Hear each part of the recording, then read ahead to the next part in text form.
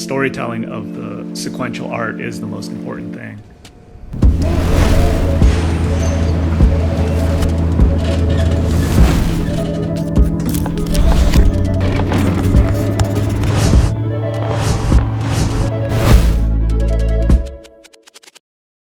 I've always been into art and design. So I actually got into film just through design. I went to college for industrial design. While I was in school, a couple of my teachers were in the film business, and I've always loved film too, but I didn't realize that there was this whole career path open available that way. So that was really exciting, and seeing their work really inspired me.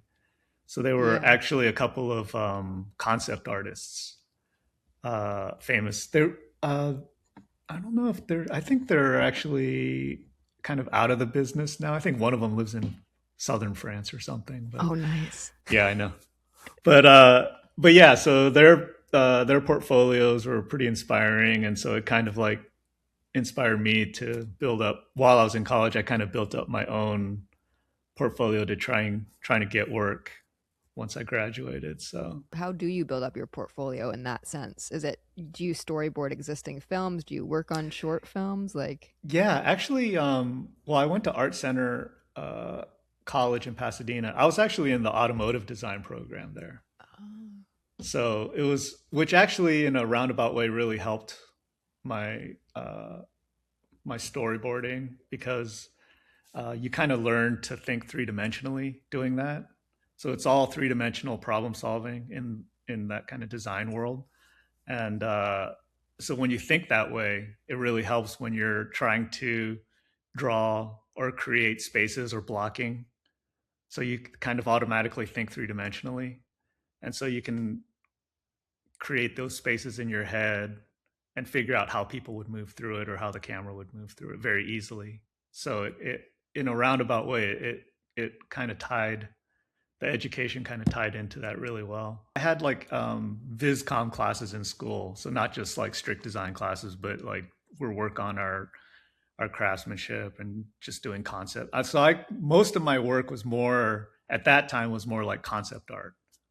So it's yeah. like designing spaceships or whatever, which is a much more in the vein of what I was doing in school. So there was a lot of that and some environments too. So it was a lot of more geared concept art, but when I graduated and I was looking for work, I actually started at a main title company called Imaginary Forces, and they were I didn't know at the time, but they were very famous for doing main titles, and they did like early on they got famous for doing the Alien. Oh, There was an cool. Alien main title where there's this egg. They came up with this concept of the egg and the crack, and this light comes through it. It was like this teaser for the original Alien. They did that a long time ago, and they kind of got famous for it. And Superman with Wow. this the streaking S through the sky kind of thing. And so um, they were opening up an office in LA, and I was, looking for work, and and they hired me for you know doing storyboards for main titles. That's And really so, cool. yeah, and that was at the time when main titles were a big thing in movies. They were like Hmm. their own little like film project. So while I was there, like a famous one we did was for Seven, David Fincher's Seven, and there was a very talented graphic designer, Jenny Shanen, who worked there. That was like she did all. I don't know if you remember the main titles, but they were all very this like scratchy, hand scratched type for all the credits, and she like did all those, and it Wow. was very innovative at the time. I remember, and I remember we at work we had all these like little notebooks lining like thousands of them, and they were actually like in the movie in Seven they had all these like books that the killer would scrawl in, and Hmm. Fincher I guess actually had a fine artist write in all these notebooks, so it was like authentic. And it really actually had like you could look at all the books, and they had like all this crazy writing in it, and there were literally thousands of them. They were like lining our hallway at the office. I remember I was like, what are these for? Yeah. That's so cool. Wait, so when you started at the main title company, is there like a track to getting to be a storyboard artist, or do you start as a storyboard artist on smaller things and then go move towards storyboarding an entire film? How does it work?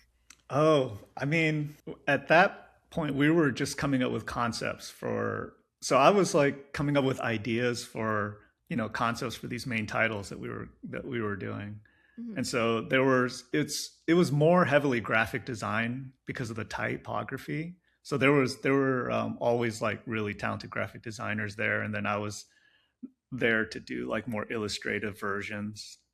Gotcha.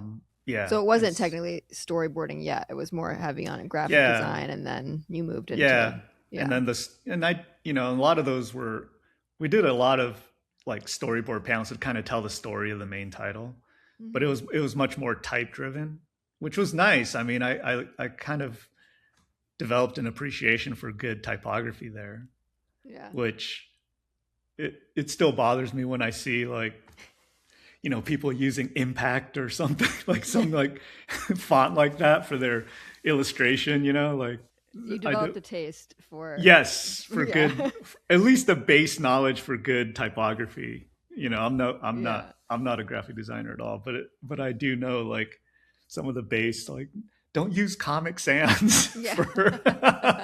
I know people who get so mad about that, like Yeah, well, it very, looks very, terrible. I mean, it looks yeah, it terrible. is So, but objectively terrible. Yeah. yeah. So after that. I moved into visual effects, storyboards, and then into feature film storyboarding. I mean, I did some commercials and advertising when I first started out, storyboards, which, so I have to say, some people were really good at that style, and they really like found a home in doing like finished commercial storyboards. But for me, it was tough because I after a while you could just get burned out on doing like laundry detergent or Macy's sale or something, and so. But I mean, it was great. There's not a lot of narrative in there, or No, character no, no. necessarily. Yeah. Yeah. Although at the time I was envious of those guys that did these really polished like storyboards, full color storyboards, but it just wasn't for me. So Yeah. yeah. So, how would you describe what a storyboard artist does in your own words? For me, I'm like I do mostly film, so a lot of the storyboard, it's there's two functions for it. One is more production value, so there's you know the producers and the ads will use it to break down the script or the scenes. Budget, you can work the budget off it. All the production needs. All the different departments can look at the storyboards and say, kind of get an idea of what they need to do to budget for it or plan what's in the mind of the director. And then on the other side of it, especially in the feature world, which I love, is the more purely creative side of it. And so a lot of it is just working with a director and trying to develop the scenes in a very interesting way. And so that's the really fun, rewarding part. So that's what I really got into. That's what pushed me more into storyboarding. Very early on, I was kind of doing both, like concept and illustration and storyboards, and I really was like gravitating much more to storyboards just because of the narrative and coming up with ideas, and it's more problem solving in that way. So that was really exciting to me, and then working with a director was always super exciting, and so that relationship and figuring out like kind of cracking scenes and script, it was really exciting. So that's what I really, I mean, to this day, I mean, that's what I love, is just like when you kind of crack a scene or a sequence. And so those are the things that really, I think, were really rewarding to me. And so that's why I kind of, that's my main focus.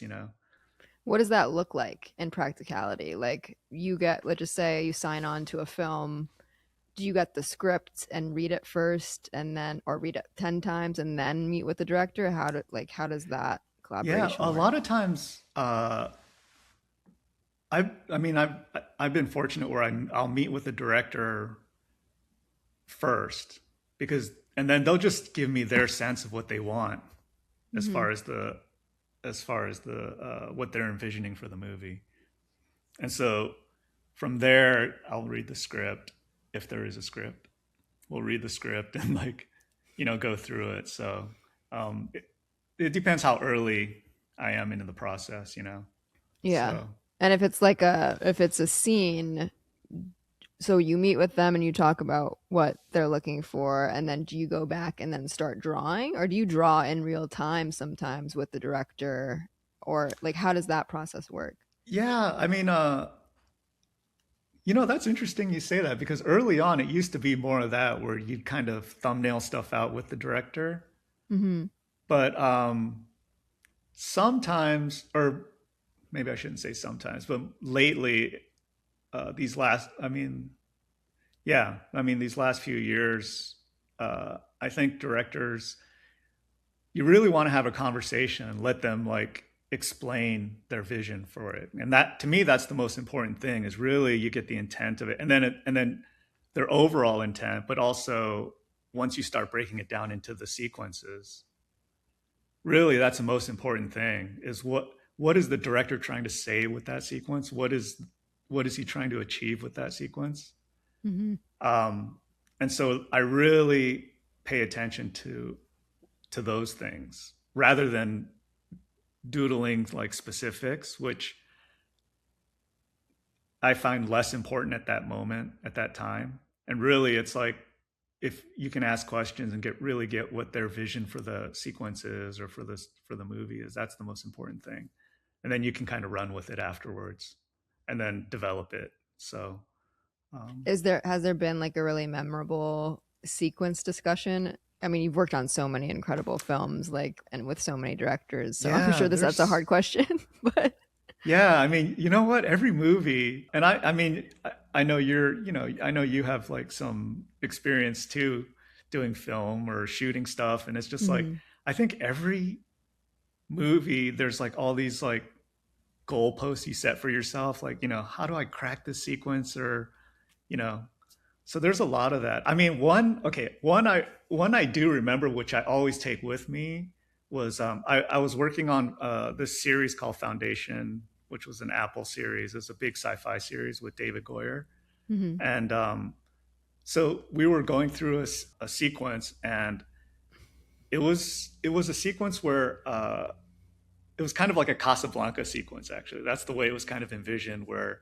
um, a guy lands on his spaceship lands and he comes off the plane, so it's like comes off the ship, and then so they're kind of seeing they're kind of romantically linked and they haven't seen each other for a long time. There's like some tension there because they left badly you know Mhm. so but it wasn't working. Like it felt very, I don't know, it felt very boring or flat the way it Mhm. was. And David is a brilliant writer, so he kind of saw that right away. So he was trying to figure out how do you make this scene work, and we're trying to plot it out. And then there's a third character who's almost like a comic relief guy in between them to kind of break that tension. Mhm. And so they were, how does this work with the three of them in this situation that doesn't feel static? Yeah. And when it wasn't working, he came up with the idea of like, oh, what if we just get them moving? Like put them on a different area where it's like, okay, we'll put them in the car as they're leaving, and then they have this argument or have this like Mm. tension between them, and then this comedic character's in the back seat, and then he kind of chimes in every once in a while with his lines. But anyway, it kind of energizes a scene once you move it. And so I Yeah. always thought of that, like, yeah, there's a lot of scenes that if you kind of put the scene on its feet, it kind of energizes the scene in a way. And so I thought was a great note because I always think of that when a scene feels flat. It's like, oh, you know, don't try to fight it. Maybe there's a different way to block it. That's cool because I wasn't even thinking that when you're storyboarding, it could actually change the scene entirely in a sense. Like obviously the Hmm. dialogue and the tension is still there, but you're adding elements that or changing elements that weren't in the script to begin with. So that's really cool that you get to be a part of that kind of collaboration with the Yeah, that's director. really exciting. And then coming up with ideas of how you tell the story, like what if, how the scene's written to emphasize, you know, how a character's feeling, or how do you show that? Hmm. Yeah, so those are really like specific kind of interesting things, like, and then you tie those moments together, and that's how you create this like sequence, like even if it's like I worked on Michael, which is that this Michael Jackson movie, and none of it is like action sci-fi like none of it is like VFX, like typical, like things you would think about when you storyboard. But every scene was so like exciting to work on because of that. How do you create this family dynamic? How do you show Yeah. that? And so that was really exciting. And Antoine Fuqua is I mean, that guy's an amazing director. And so, like, the creative level he works at is like very high. So Yeah.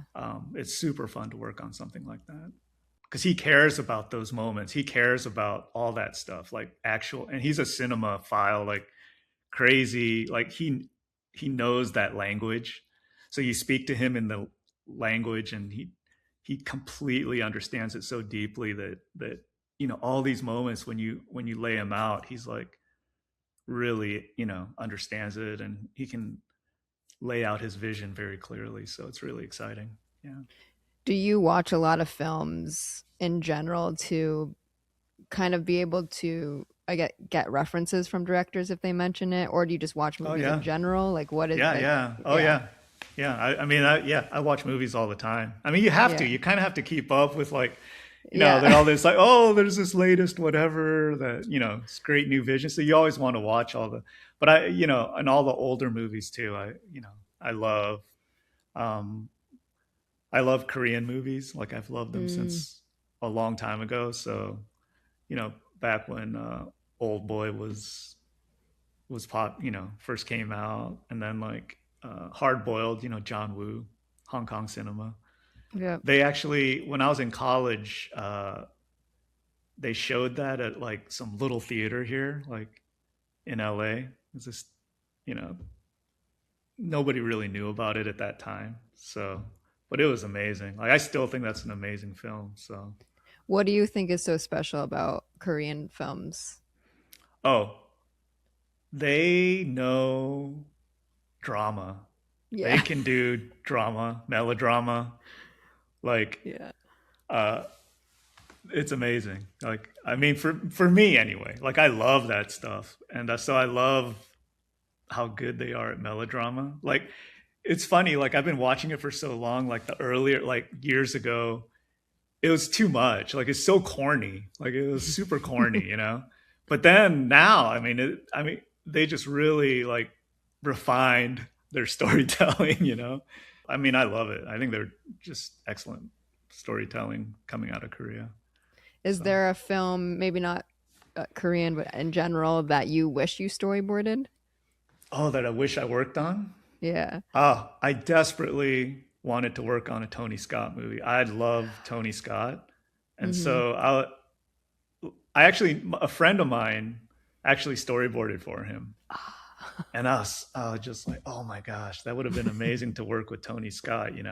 Yeah. Because I just love his movies. Like for me, I completely understand his visual language. When you see his movie, Hmm. I get it. Like I understand everything he's doing, so it's super exciting.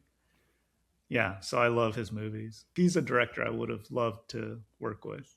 What is your decision process for when deciding to work on a film? Are there certain requirements or things that you think internally you're like, okay, it checks these boxes, let's do it? Most of it is the director. Mm. It's like the director or the producer. That's most of it. There's producers I've worked with, and they know me, and they'll like call me for jobs and stuff, and then the director is the most important thing. Like I'm actually, it's not so much the project, although it's wonderful when it's a great project, but like it's mostly the director. Well, because Yeah. you're working so closely with them, Yeah, right? and it's So really it's exciting to, and I don't think people understand like at that level of directing, like when you get into these very large budget movies, how like bold some their choices are always are. Like it always surprises me how they want to keep pushing the envelope of what they're doing or what the scene is. So Mhm. that's super, that always surprises me, like how David is always like that. You just put something out there, is just like so like, oh, this is like crazy, and he's like, oh, come on, let's do it, just do it. Yeah. I think I mean, I've learned, I mean, it's smart to do that. You want to open it up and you want to just try and get the most creative stuff, in there. And then they can always work with it, pull Yeah. back if they need to. So, And you touched on this a little bit when you were describing what a storyboard artist does, but how important is the storyboard to the production team? Like the things that they take, cuz I like before I started making things, I was like, "Oh, the storyboard is just for the director." But that's not the case. Like the production team also uses it for scheduling and planning yeah. and all of that stuff. Well, like the AD will go through all the boards to like schedule. I mean, which Mhm. to create the schedule in the first place, they use the boards, budgeting, and then VFX, of course, was always. I mean, that's traditionally where the storyboards are come in, because they need those storyboards to create a budget, figure out how to do these effects. So it's very important in that world of like post production. It's been very traditionally very important in that. Um, Mhm. and then all the departments, like costumes or production design, they can use those boards as reference. Although obviously not literal, because that Right. we're just making stuff up as we're kind of loosely, this is the idea. And of course they're so good at they're all like top of their game professionals, so but they at least they can say, okay, well, we're going to have a big room here, Right. for example, or we need this kind of space, or we need Mhm. spacesuits in this scene, we need jackets in this scene, whatever. So Yeah. it's very, I think, it's useful for all the departments. How long does it take you to do a full storyboard for a film? Oh, I mean, it depends on how many sequences they're doing. Mhm. Um, a lot of times it's, that it has a stunt sequence, like an action sequence or VFX heavy sequence. It could be months to, a year. Wow. It could be a long time sometimes. Yeah. Extensive, yeah. Yeah. It depends, it depends on what the director wants or needs, how far it Yeah. goes with production. Sometimes you do very early in the production, and then in post production you come back because Mm. they're doing a lot of visual effects, and then with the footage things are very different, so now they need to figure out how to make those visual effects work, so they storyboard at that point too. Oh, that's so I didn't know that. That's so Hmm. interesting. Hmm. And so So you come in and look at the existing footage and then help with the VFX? Like what is that yeah, process? exactly. Yeah, okay. Yeah. So once they film stuff, they're like, okay, you know we need this kind of scene. It doesn't quite work the way we did it before, so let's figure it out in post. That's cool. Yeah. You're problem solving. Yeah. Yeah, exactly. Yeah, that's like a Yeah. jigsaw, more of a jigsaw puzzle thing, where you got to fit that piece in the existing Yeah. slot. So, which is, it's fine. It's like, you know, pretty challenging, and it's pretty fun. So, Do you work differently depending on the director? Like let's just say a director who's incredibly detailed and they know the vision versus someone who's a bit more like improv or wants to discover things on set. Or have you oh yeah. yeah, what I've noticed is there a lot of directors with a lot of experience. They they trust you more with the scenes, Hmm.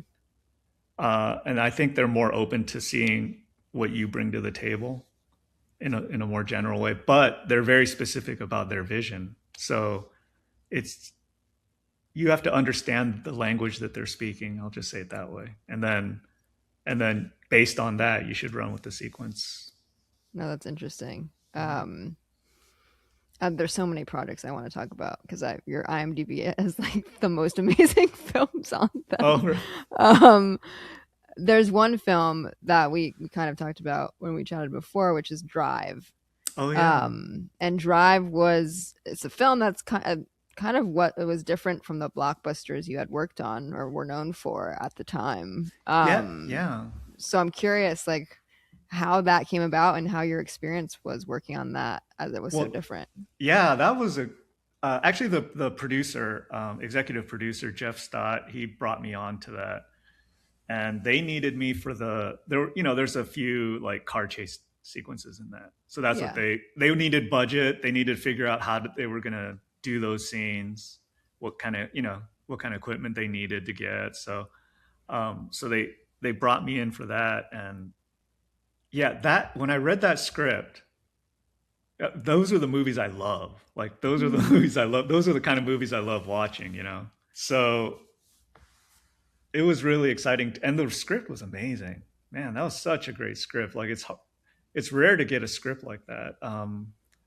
The writer, his name's he was like I don't know what he's doing now. I think he might even be directing and still writing, but his name's Hossein Amini, I think. Oh, it sounds very familiar. Yeah, Yeah. he's he. I think yeah, he's very like he's a really big writer, but it was a wonderful script. Like I was Yeah, just like, great film. wow. I was like, wow, this script is amazing. Like anyway, so yeah, so I was super excited, and then the director Nick, I knew him of him because I had already watched his Pusher movies. Mm. So I don't know if you've seen those. It's like he did Pusher 1, 2, and 3, I don't think I've seen and that. they're European films. I don't know if they were even ever released in America. I'm not quite sure, Now but I want to watch them. they're really good. They're Yeah. intense. They're super intense. They're great movies, like gangster Yeah. movies, but they're amazing. I was just like, wow, man, this guy's directing this. It's going to be incredible. Yeah. So no, it was great. I mean, that's his first movie. It's very new to Hollywood. Um, yeah, and so it was a smaller film. It was great. Hmm. It was he. I remember there was a scene in the elevator where he kills this gangster. Like uh, Ryan kills some gangster and Yeah, I remember that. Yeah. stomps him in the ground and stuff. So there was an Nick was like was thinking about doing it a different way, like in the parking garage with smashing Ryan would be smashing this guy's head into the windshield of a car. Hmm. Except the point of view is from inside the car, and so you would see this gangster's face being smashed into camera, basically being pulverized into Oh my camera. god. Yeah. So That's disturbing. yeah, but I thought yeah. I mean, I think it was obviously probably too much, Yeah. but Yeah. but I mean, it was pretty. I mean, I boarded it out for him, so it was pretty Oh my interesting. god. Yeah, I want to see those boards. That's yeah. scary. But but it was fun. I mean, I think and that he's more of a director that I think is like works with he's more of an actor director. Mm, I mean, his visuals are amazing, obviously, but I think his process is more actor director. I mean, he's not like a storyboard guy. right. So I he did a TV series, and I did a little bit on that. There's some driving stuff in that too, but most of it was you know in Drive. It was mostly it was all related to the car chase stuff, and then at the very end there's this he t-bones a car. It falls over a ledge into the ocean, and he drowns a guy in the ocean. Yeah, Yeah. so that Sounds about stuff, all right. that stuff. Yeah, So do you are there so you didn't storyboard the whole drive because they only needed certain sequences for the yeah, action yeah, stuff. yeah. Okay.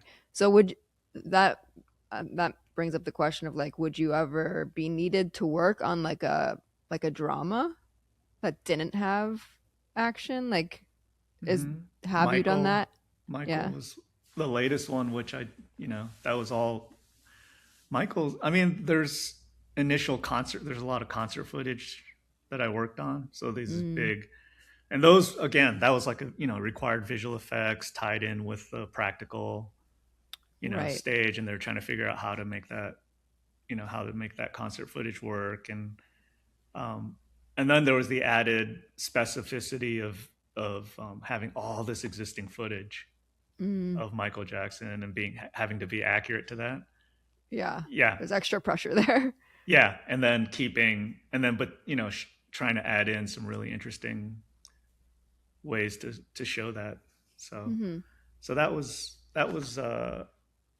and it was all this like family drama from when they were kids all the way up to much later. Yeah, no, Yeah, that's interesting. And I know you also worked on Fast and Furious 7, or was yeah, it did you seven. work on a few of them? Yeah, I worked on a few. Seven, 9 and 10. Seven was with James Wan, and Hmm. then 9 and 10 with Justin Lin. And Justin, he worked on 3, 4, 5, 6. You know, so he kind of turned that franchise into what it became. With Right. yeah, so I can imagine the need for storyboarding in that yeah, franchise. Yeah. I mean, it's all this crazy stuff. I mean, yeah, it's really fun to work on. And Fast and Furious 7, I know unfortunately, I think that was the one there was the tragedy with Paul Yeah, Walker, and was there did you have to go in to kind of in the middle of that and re-storyboard? Like what was that process like for you? yeah, that was. I remember that happened around Thanksgiving time. I think that's when Hmm. his accident, he passed away, and then they took a hiatus to figure out what the heck they were going to do, and then they Hmm. decided, okay, we have to salvage the movie and figure out how to make it work, and coming up with the whole face, replacement thing. I think they used his brother as the body double, Oh and wow. and then did the whole face replacement. And yeah, so we were working a lot after that on storyboarding, and it was me and like 3 or 4 other storyboard artists. So we were working on all different parts, trying to um, come up with ideas how to stitch the scenes together that they were making. So Which back then was not as easy as it is now from a no, technological perspective. yeah, no, it Yeah. wasn't. So that was a huge undertaking at that time. There was a lot Yeah. of lot of weight on the shoulders of the VFX team. So And James Wan did that one. Is hmm he directed that? And yeah, he also directed The Conjuring and Aquaman. Conjuring yes, 2, actually, I think. yes, Conjuring 2, Aquaman 2. So I, that's where I first met him, was on Fast 7, Mm, and he was kind of well known in the horror world because hmm. he did Insidious Yeah. and Conjuring. Um, so he was kind of he and Saw was his. That's how he got famous, was Saw, and then Yeah. I guess uh, Furious 7 was his biggest movie, like budget wise, Oh wow. and so that was a big film for him. But while he was shooting that, I remember we were in Atlanta, um, and the production was all in Atlanta, and uh, what in the middle of shooting is when Conjuring came out at Hmm. that time, and then it was like in the summer, and it hit number one, which was like Wow. crazy for they never thought it would like be such a huge movie. Even James, like, even he was just like, man, I don't know, I just thought it was just like a regular horror movie or something. But I mean, I was just like, are you kidding me? It's brilliant. But anyway, so for him, he was just like, oh yeah, I didn't think it was that anything, whatever. Yeah. So anyway, Says a so lot about him and his oh humility. yeah, and again, Yeah. and he's the greatest guy. And that was an interesting trajectory to see a director that he was kind of known, but like majority of people wouldn't know who he was. And then Conjuring came out, and then I think it was a month later, Insidious 2. I think it was Insidious 2 came out, and that hit number one. So it was just like he was just On a like roll. he was on a roll. So yeah, it was amazing. Yeah, it was What amazing. was it? What's it like collaborating with him in general? Oh, wonderful. That guy, I mean, Yeah. that's one of those guys you're just like, oh man, you could spend your whole career with a director like that. he's Yeah. super enthusiastic. He's very specific, and Hmm. he's very talented. Like he will say he can't draw, but he showed me some of his drawings. He's actually a really good artist as well. Although I Hmm. don't think he's ever shown people his drawings, but he's a really good artist. He's amazing with he's very passionate about his vision Hmm. with whatever project it is. So it's always super exciting to work with him. It's fun. It's a lot of like, what if and do this, and he's really great at that. He's really great at like um, conveying his enthusiasm, getting you into it, into the project. So yeah, It's also cool you've worked with him on like different genres, like horror and then also action. yeah, Um, it I'm curious because of that, like is it do you approach those storyboards differently when it's like Fast and Furious versus The Conjuring, or is it similar? yeah. It's different because Conjuring is much more grounded in reality, and then as far as just technically the drawings, they're much darker, and then it's more building up tension. Like those sequences are more about building up tension and like, and he's so like for him it's auto like he just figures this stuff out so brilliantly. Like it's amazing. Like on that movie, I felt more like I was kind of catching up to him, Hmm. you know. So it's just like uh it was fun in that way where you're just like kind of because for him that's his whole that I think that's his expertise, obviously. So he knows how to do those, build that tension, and then create these, really trick shots, with that tension and just having that release. And so, um, yeah, so those are really great. And then Fast and Furious is just like the opposite, where it's massive scale cars, like these um, huge stunt sequences, where you're just like, this whole building's gonna collapse, and then we're gonna have all these cars flying through, and yeah, so it's just about trying to make it as kind of these like spectacular and tell the story within a much bigger environment, much bigger playing ground, so to speak. Conjuring 2 is all inside a house basically. And they Right. built that entire house in a soundstage at Warner Brothers, Oh by the way. wow. I didn't So know that. yeah, so you walk, it's like they built the entire house. It was literally like the house, the street, and then you could see the houses across the street. They built Hmm. all that in the soundstage. So it was a trip seeing that. It's just like I'm wow. glad that's not a house that I can go visit. That's for sure. Yeah, I know. No, The one they it's filmed pretty in. pretty impressive, and the whole inside, the whole interior of the house, they built it all. So yeah, it's Yeah. pretty amazing. I know you shared a little bit about a sequence that changed like a little bit with while in collaboration, but has there ever been a storyboard that for a sequence that's been added, like that's not in the script? Like, is there ever been like Oh a direct? yeah, all Yeah. the time, all the time. Oh, interesting. Yeah, there's a lot of things where you're on so early with the director that you're developing maybe a sequence, and then it gets written in later. But the director has these ideas that just haven't been fleshed out. So it kind of lets him see these sequences, kind of if they would work or not. So there's a lot of that, or there's a lot of stuff where the action really hasn't been worked out, and so Hmm. you're kind of developing that. Has there been a memorable one? Mm. I think all the fast movies, there's a lot of that where you're coming up with all these stunts and trying to come up with the craziest stuff. Yeah. There's a lot of that in those where you're just kind of telling the story. I think it was Fast 10 where Dom is like driving down a face of a dam. Yes.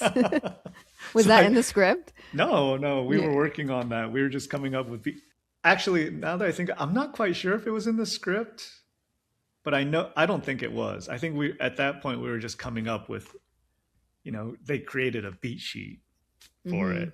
So we were just, we were kind of developing the sequence and coming up with all the shots to make it work. Oh, So cool. yeah, so it was a What lot a of fun. fun job. Like that's such Yeah, a fun it was school. crazy.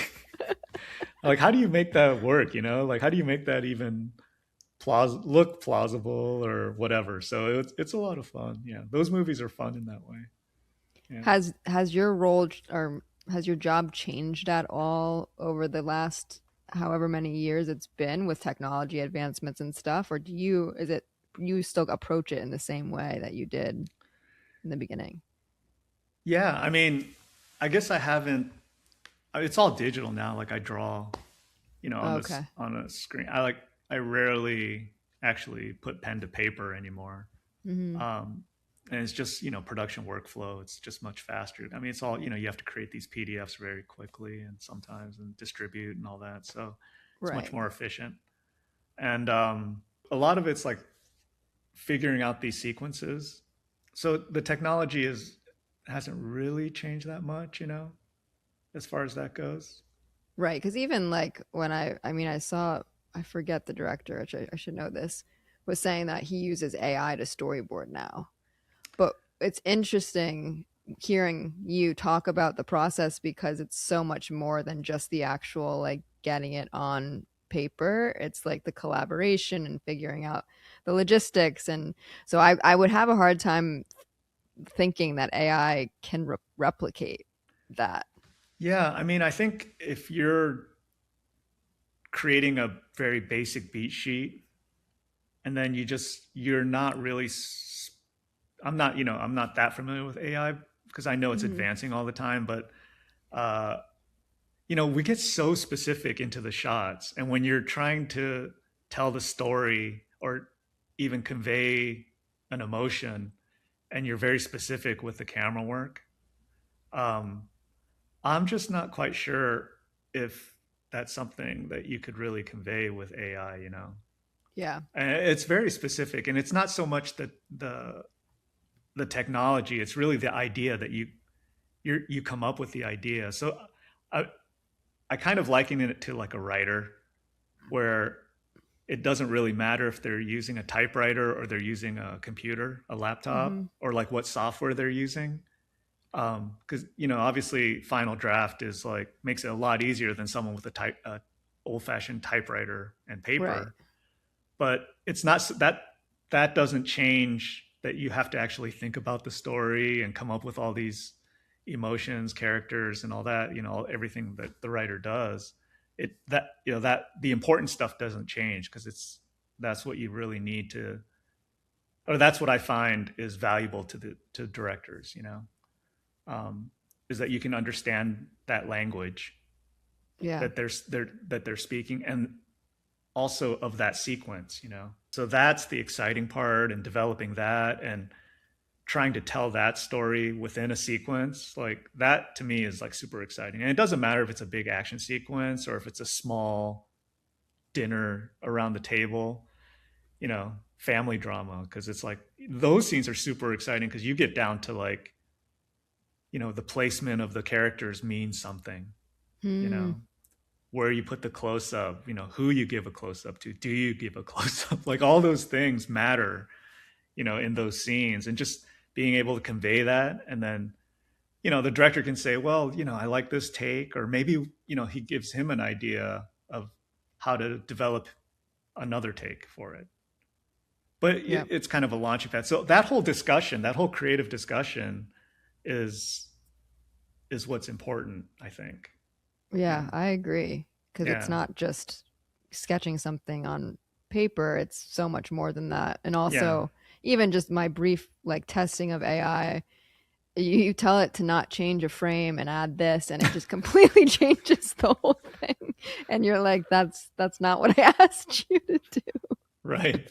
So it's just I love that explanation. I think it's really helpful. It might be a hidden like time saver where it looks like it's going to save you a ton of time, or maybe for some uses it might be good, but um, at least in the directors I work with, I think the focus isn't so much the technology but the idea.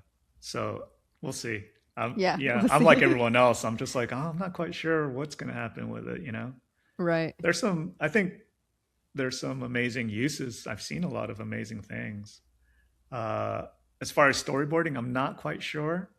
You know, maybe tomorrow it's going to be like, oh, Right. who You're out. knows, right? You're out. No, I'm just Yeah, kidding. yeah, But no. exactly. Exactly. It's like, oh boy. So, What part of being a storyboard artist do you think keeps you coming back to the next project? Like, is it a feeling? Is it a process? Is it a like what is it? yeah, I mean, I think it's the process. It's all the process because, at the end of the day, the storyboarding isn't the final film, but having a creative input into pushing the director's vision and giving him all these, you know, ideas or putting all these scenes out there for him. It's all that's the fun part of it for me. It's very creatively rewarding. That's why I love it so much. Yeah. It's cool to be a part of such a big thing. You're a small part, but you're also really integral, and because you're working so closely with the director, and you're like in each shot of the Yeah. film, which might not be the final, but it's still like you're such a big part of it in a way. It's like directing with none of the responsibility of Yeah. I don't, I don't think people realize how difficult directors their jobs are. Like Yeah. the amount of things they deal with. Well, Yeah, everyone has to come to them for everything, for for everything. approval, but then that means Yeah, that they have to answer everyone and direct them, exactly, and like exactly. the longer it takes them to Yeah, do that, the yeah, yeah. and for them to not be kind of bogged down by that, and Hmm. to really like know at the end, like to create a product that's like amazing, to create an amazing film. Um, that's what like Antoine. Uh, all of his movies, like I'm a huge fan of all of his movies because he always says something with them. You know, Hmm. he always has something to say with his movies. So just that he has a voice like that, is always like kind of inspiring. Is there any advice you'd give to anyone who wants to be in the job you're in now in storyboarding? Um, yeah, I mean, you gotta just love movies and you watch a ton of, be a student of film. And it doesn't, there's no like list of movies. I mean, everybody,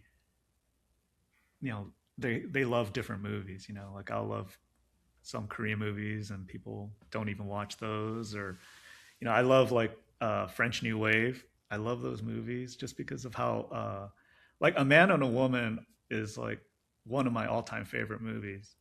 Mm. Just because of how, what do you call it? Like you feel like you're there with them, and it's a very simple story. It's a It's very intimate. simple story. It's very intimate. Yeah, and if you Yeah. heard the soundtrack, you would know instantly. Yeah. If you listen to the soundtrack, you'll instantly know what it is. But um, yeah, so just love cinema. Like yeah, like I've always loved all the like Apocalypse Now, Godfather. Those Yeah. movies are amazing because of the the filmmaking craftsmanship. And so you Hmm. learn from that. And and the reason is because you all these movies, if you have that reference library in your head of things you love, that's how you can solve a lot of these problems that come up, or a lot of Mm. these you know issues and scenes. Like how do you block it, how do you stage it?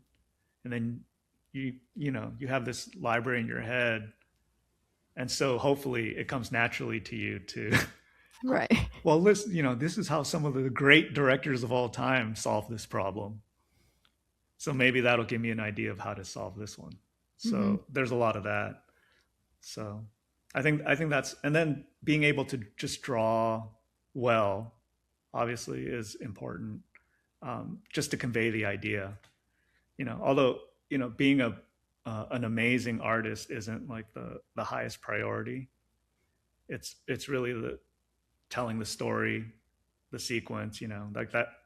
The storytelling of the sequential art is the most important thing.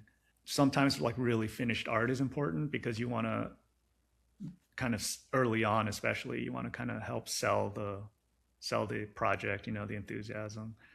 And sometimes like directors want a very high standard. all across the board, creatively, artistically, you know. Hmm. And for me, that's like the dream job, right? Right. You know, You want that. yeah, you want that. Although, it's hard. Sometimes you don't have time for that, but um, yeah, no, but all the really great directors that I've worked with, they're very collaborative, they're very inspirational. Um, they really push you to come up with like fresh, they're very open to fresh ideas, and they Hmm. they they respond to like really great art, really great storytelling. They respond to all of that stuff. So i think Yeah. i think being a great, all these directors, I mean, a lot of it is taste, right? Hmm. Like they're excellent tastemakers in all aspects, in all departments. Like that's why they are good. you Hmm. know they make these decisions for every department, and so I think that's a lot of it too. Okay, so we have this last section called the final five takes, five final questions. So the first one is context is you work for as long as you want to, but this next project is your last film you're working on. What would you do differently on it knowing it was your last one, or what would you cherish more of knowing it was your last one? Dang. Hit him that deep. sounds that sounds very bittersweet too, for some reason. It is. It is. I think the ability to have a director that you really can work well with, I think, really have a good relationship, feel like you contributed. I think that's the main thing, feel Hmm. like you really contributed to the project in a meaningful way. Um, yeah, I mean, I think that's the most important thing. What's the best advice you've received when it comes to either storyboarding itself or filmmaking, or could be life advice too? Oh, I think I got it very early on from one of my teachers who was a brilliant concept artist. His name's Warren Manser. But he told me, and this was early on, so I always remembered it. Uh, but he always told me, do the very best you can with the time given, and be proud of that. That I mean, that's your product, because you never have enough time. Mm-hmm. So as long as you do your best, you have to be good with that. Sometimes it's not the best that you could have done, Right. but when it's film, you got to get it done, right? Mm-hmm. So yeah, so that I think that was the best advice I got. What's the worst advice you've gotten? Oh, that's the worst advice. I think I think you might feel the same way. Where in film, you don't get a lot of guidance a lot of True. times, Yeah. and uh, and so you kind of have to find your own way. So there's a lot of like, you have to have a lot of grit, I think, and a thick skin. Oh, that's the other thing with storyboarding. You can't be precious about it. Like Mm-hmm. I used to like, you do these drawings and you're like, oh, slave away at this sequence, and they're like, oh, that sequence is getting tossed out. Right. It's no longer in the movie. So there's like, whatever, 3 weeks worth of work gone. So But you you can't kind of be. have to like detach from what you create, Yeah, I essentially. mean, you have to Yeah.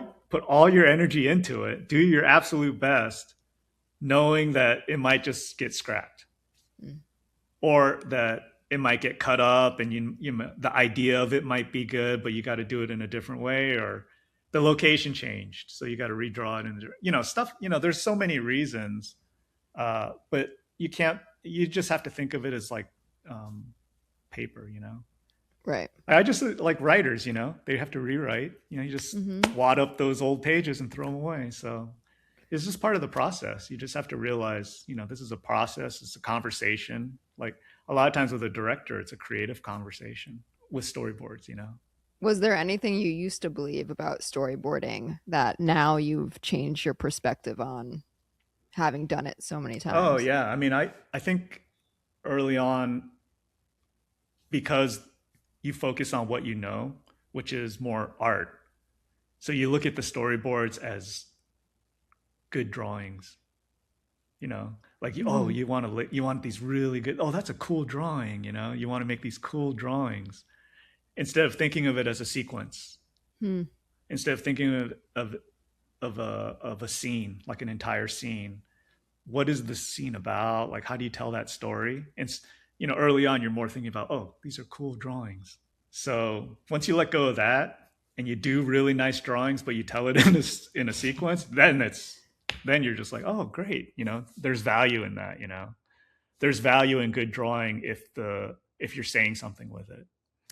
So I think that that's changed a lot from very early on.